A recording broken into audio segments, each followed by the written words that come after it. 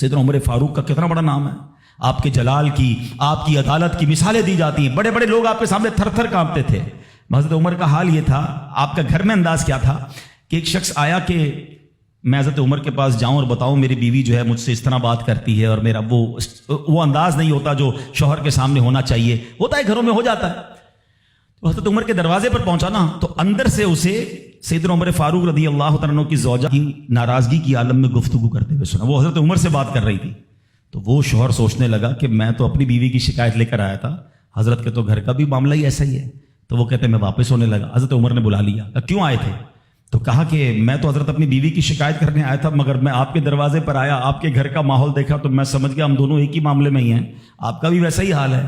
اب حضرت عمر نے جو ان کی تربیت فرمائی نا، آپ نے فرمایا میری بیوی کے مجھ پر چند رائٹس ہیں، چند حقوق ہیں، مجھے اس سے چند فائدے حاصل ہوتے ہیں جس کی بنا پر میں اس سے درگزر کرتا ہوں۔ پہلا یہ کہ یہ میرے لیے جہنم کی آڑ ہے، میرا دل اس کی وجہ سے حرام کاموں سے بچا رہتا ہے۔ نمبر دو، جب میں گھر سے نکل جاتا ہوں یہ میری خزانچی بن جاتی ہے، یعنی میرے مال کی نگہبان بن جاتی ہے، میری دھوبن بن جاتی ہے، میرے کپڑے دھوتی ہے، میرے بچے کی پرورش کرتی ہے، میرے لیے روٹیاں اور کھانے پکاتی ہے۔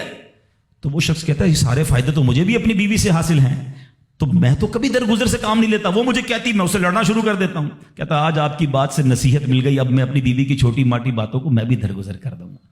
کتنی پیاری بات بتائی، ہم وہ ساری باتیں بھول جاتے ہیں، ایک غلطی پر پکڑ لیتے ہیں، ایک غلطی پر ڈانٹتے ہیں، ہر غلطی پر جناب ایسا نہیں ہوتا، ہر غلطی کی سزا سزائے موت نہیں ہوتی ہے، ہم غلطیاں نہیں کرتے۔